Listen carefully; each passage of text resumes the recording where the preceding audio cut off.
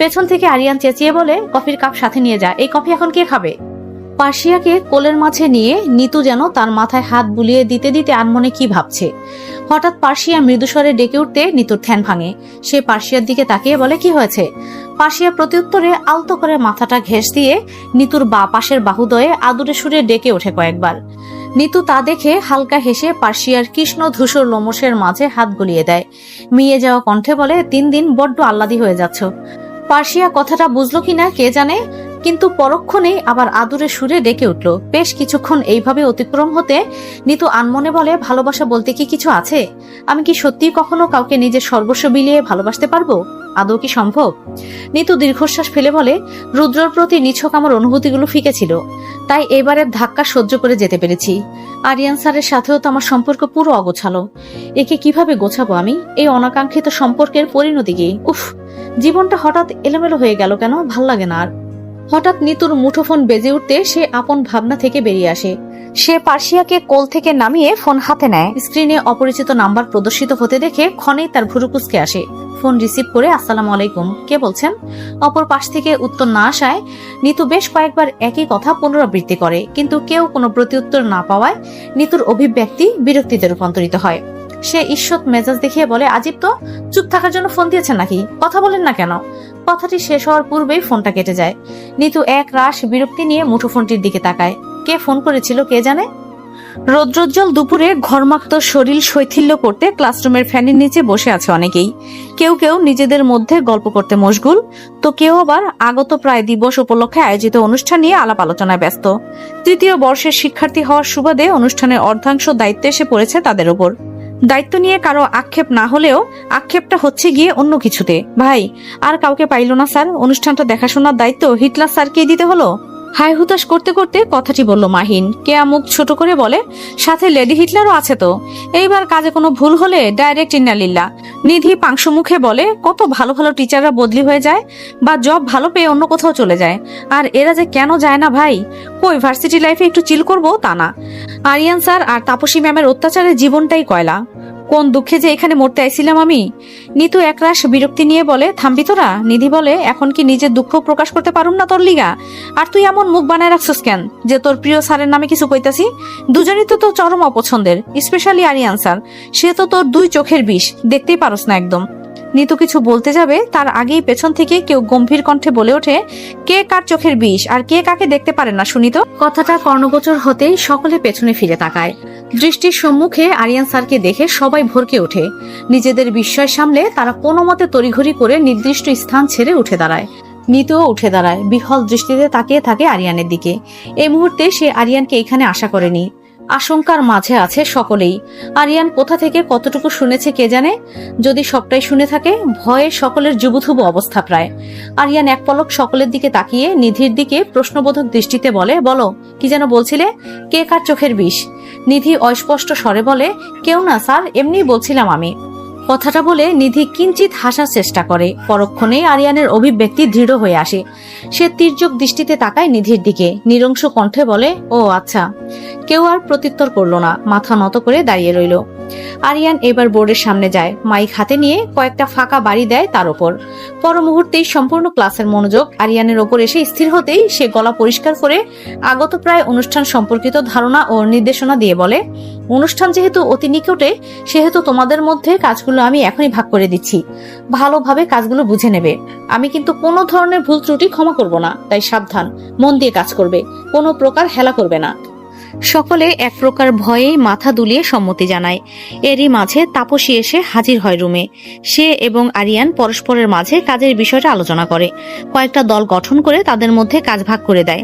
তাপসী অন্য এক গ্রুপকে বোঝাতে ব্যস্ত হলে আরিয়ান নিতুদের কাছে এসে ওদের উদ্দেশ্যে বলে, তোমাদের ব্যাক স্টেজের দায়িত্ব দেওয়া হলো, সেখানে সবকিছু তোমরা সামলাবে। আর এই অনুষ্ঠানে কে কি করছে তার সম্পূর্ণ লিস্ট আজকে আমাকে সন্ধ্যার মধ্যে দেবে। Is that clear? নিতু স্মিত হেসেই সম্মতি জানায়, কেননা এখানে কাজ করতে ইচ্ছুক না হলেও কিছুই করার নেই। তারা বাধ্য আরিয়ানের কথা শুনতে। সায়াহ্নের শেষ প্রহর। পুঞ্জীভূত মেঘের আড়ালে রক্তিমা আকাশে হরিদ্রা সূর্যটির প্রায় ডুবি ডুবি অবস্থা। বাতাসে তখনও উত্তপ্ত বিরাজমান, গরম পড়েছে বেশ। মাহিন পকেট থেকে রুমাল বের করে কপালের ঘামটুকু মুছল। নীরবে অডিটোরিয়ামের এক কিনারে বসে পুনরায় নিজের করা লিস্টের দিকে ভালোমতো চোখ বুলালো। কপাল ঈষৎ ভাঁজ, মনে ভয়। লিস্টের কোথাও কোনো ভুল নেই তো? তার থেকে এক হাত দূরত্বেই কেয়া আর নিতু তাদের কাজ নিয়ে কথাবার্তা বলছে। আরো ৩-৪ জন আছে তাদের সাথে, কিন্তু কাজের দরুন তারা বেশ দূরত্বেই অবস্থানরত আছে। বাকিরা কাজ শেষ করে আগেই চলে গেছে। হঠাৎ নিধি ধূপধাপ পায়ে এগিয়ে আসে, হাতে থাকা কিছু কাপড়ের কুণ্ডলি মেঝেতে ফেলে দিয়ে মাহিনের পাশে বসে পড়ে। হায় হুতাশ করতে করতে একটু জোরেই বলে, হিটলারের জ্বালায় আর বাঁচলাম না রে, এইবার আমি সত্যিই মরে যাব, একদম ফিনিশ। এত কাজ 2 দিনের মধ্যে কিভাবে সম্ভব? 24 ঘন্টার জায়গায় 26 ঘন্টা খেটেও তো পারুম না। নিধির উচ্চরল কণ্ঠ দূরত্বে অবস্থিত ছেলে মেয়েদের কর্ণকুহরে তরঙ্গিত হতেই তারা নিধির দিকে ঘুরে বাঁকা চোখে তাকায়। মাহিন তা দেখে নিধির মাথায় চাপড় মেরে তীক্ষ্ণ কণ্ঠে বলে, এমন বাঁশগলা কেন তোর? গলার স্বর একটু নিচু করা যায় না? বুঝে শুনে একটু কথা বল। তোর জন্য কবে না জানি আরিয়ান স্যারের হাতে বাঁশ খাই। নিধি মন্থর কণ্ঠে বলে, আমি কি ওদের খেয়াল করে বসে আছি নাকি? আজিব। মাহিন বিড়বিড় করে বলে, তা দেখবি কেন বেদ্য? এর মাঝেই নিতু আর কেয়া ওদের সামনে এসে দাঁড়ায়। নিধি ওদের দেখে বলে, আমি নিশ্চিত হিটলারে আমার পুরো কথাই শুনছিল, তাই তো আমাদের এখন গাধার মতো খাটাচ্ছে। এত কাজ কেমনে করে মানুষ? আমি বাসায় যাবো ভাই, ভাল লাগে না আর। কেয়া রোষা কণ্ঠে বলে, স্যার শুনেছে কিনা জানি না, তবে তুই যদি এখন তোর ভেদভেদানি অফ না করিস, আই সোয়ার তোকে আমি এখন একটা আছাড় মারবো। এমনে বলিস কেন? তোর কি মায়া হয় না আমার ওপর? মাহিন বিরক্তিকর কণ্ঠে বলে, মাথা খাইস না বোন, এমনি কাজে চাপে চ্যাপটা হয়ে আছি। হিটলার আর লেডি হিটলারের জ্বালায় জীবন তেজপাতা আমার। কেয়া ফাজলামো করে বলে, তবে দুজনের বিয়ে হলে সেই হবে রে, এক হিটলার আরেক হিটলারকে টাইট দিতে পারবো। নিধি নাক কুচকে বলে, কিন্তু ভবিষ্যতে যে হিটলারের বংশধর হইব তার কি? পরে তো আমার নাতি নাতনিটির জান খাইব, যেমন এখন আমার খাইতাছে। নিতু কথাটা শুনে নিধির দিকে অপ্রসন্ন দৃষ্টিতে তাকায়। হয়েছে, থামবি তোরা, আমার আর ভাল লাগতেছে না। কেয়া হতবিহল দৃষ্টিতে তাকিয়ে বলে, তোর আবার কি হলো? নিতু মুখ ঘুচে বলে, কিছু না। কেউ আর এই বিষয় নিয়ে এত একটা ঘাটলো না, চুপ হয়ে গেল। অতঃপর যে যার মতো কাজ গুছিয়ে নিয়ে চলে যাওয়ার জন্য প্রস্তুত হতে থাকলো। হঠাৎ মাহিন নিতুর কাছে এসে বলে, নিতু এই লিস্টটা তুই একবার চেক করে দেখ তো, সব ঠিক আছে কিনা দেখ, কোনো কিছু বাদ পড়ে নাই তো? আমি বুঝতাছি না। নিতু লিস্টটা হাতে নিয়ে ভালো মতো একবার চোখ বুলায়। ঠিকই তো লাগছে। তাহলে একটু কষ্ট করে স্যারকে গিয়ে দিয়ে না, আমি এখন বাসায় যাবো রে, আর্জেন্ট কাজ আছে। নিতু ইতস্ত কণ্ঠে বলে, কিন্তু জানা প্লিজ, লিস্টটা স্যারকে দিয়ে তুই একেবারে বেরিয়ে যাইস, আমরা এখন চলে যাব। নিতু আর কিছুই বলল না, দৃষ্টির অগোচরেই তপ্ত নিঃশ্বাস ফেললো। টিচার্স রুম একদম প্রায় ফাঁকা, 2-3 টিচার বাদে কেউ নেই বললেই চলে। সাধারণত এই সময় ভার্সিটি পুরো ফাঁকা থাকলেও অনুষ্ঠানের কার্যাবলীর জন্য এখনো জনমানবহীন হয়নি পরিবেশ। নিতু গুটি গুটি পায়ে এসে দাঁড়ায় রুমের সামনে, হালকা উকি দিয়ে দেখার চেষ্টা করে কে কে আছে রুমে। আরিয়ান ব্যতীত রুমে আরো 2 জন টিচারকে দেখে স্বস্তির নিঃশ্বাস ফেলে নিতু। অতঃপর মৃদু স্বরে অনুমতি চায় ভেতরে আসার। অনুমতি পাওয়ার পর মুহূর্তেই নিতু ধীর পায়ে এগিয়ে যায় আরিয়ানের দিকে। আরিয়ান তখন কিছু গুরুত্বপূর্ণ কাগজ দেখতে ব্যস্ত। নিতু নিঃশব্দে আরিয়ানের পাশে গিয়ে দাঁড়ায়, লিস্টটার সামনে এগিয়ে দিয়ে বলে, স্যার আপনি যে লিস্টটা চেয়েছিলেন, দেখেন সব ঠিক আছে কিনা। আরিয়ান চোখ তুলে গভীর দৃষ্টিতে তাকায় নিতুর পানে। অতঃপর ওর হাত থেকে লিস্টটা নিয়ে নির্লিপ্ত দৃষ্টিতে পর্যবেক্ষণ করতে থাকে সেটা। এরই মাঝে বাকি 2 জন টিচার কোনো এক কাজে উঠে বাইরে চলে যায়। রয়ে গেল শুধু নিতু আর আরিয়ান। নিতু সেটা আর চোখে খেয়াল করলেও, বাইরে পার্শ্ব প্রতিক্রিয়া না দেখালেও ভেতরে ভেতরে কিছুটা অস্বস্তি বোধ করলো। পুরো রুম জুড়ে তখন অন্যরকম নিস্তব্ধতা। বেশ কিছুক্ষণ পর নিশার পরিবেশটাকে অবকাশ দিয়ে আরিয়ান বলে, হ্যাঁ সব ঠিক আছে। নিতু গোপনে ছোট্ট একটা নিঃশ্বাস ছেড়ে বলে, আচ্ছা তাহলে আমি এখন আসি। আরিয়ান কিছু না বলে নির্লিপ্ত দৃষ্টিতে তাকিয়ে থাকে নিতুর পানে। নিতুর এতে বেশ অস্বস্তি বোধ হয়। সে এক হাতের মুঠোয় আরেক হাত পুরে জড়সড় হয়ে দাঁড়ায়। মানুষটার সামনে আসলেই এখন তার যত অস্বস্তি, উৎকণ্ঠা, ব্যগ্রতা কাজ করে। আগে তো করতো না, এখন কেন করে কে জানে।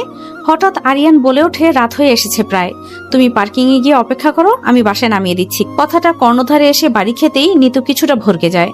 অস্ফুট স্বরে বলে, তার দরকার নেই, আমি যেতে পারবো। আরিয়ান তিক্ত কণ্ঠে বলে, জিজ্ঞাসা করিনি আমি, চুপচাপ গিয়ে দাঁড়াও, আমি আসছি। নিতু পুনরায় মানা করতে চাইলেও আরিয়ানের দৃঢ় দৃষ্টি দেখে কিছু বলল না।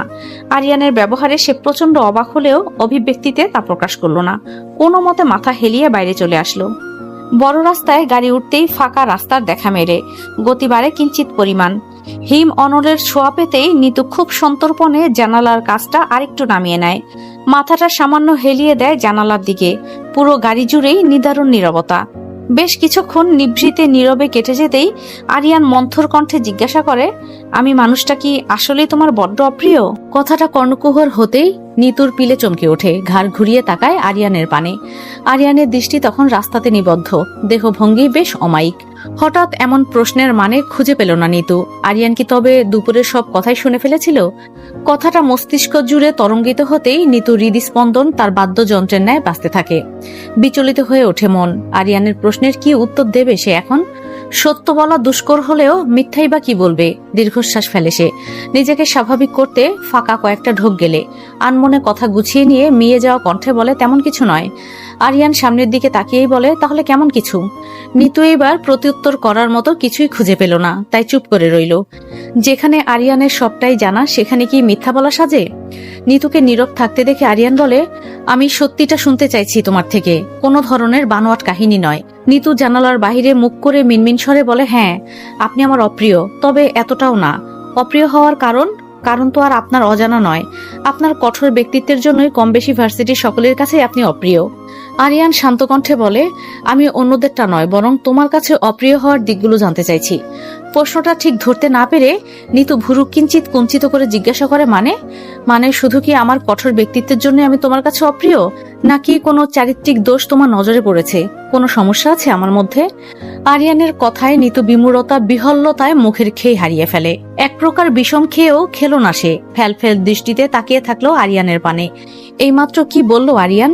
চারিত্রিক দোষ? সে তো আরিয়ানকে ভালো মতো চেনেও না পর্যন্ত।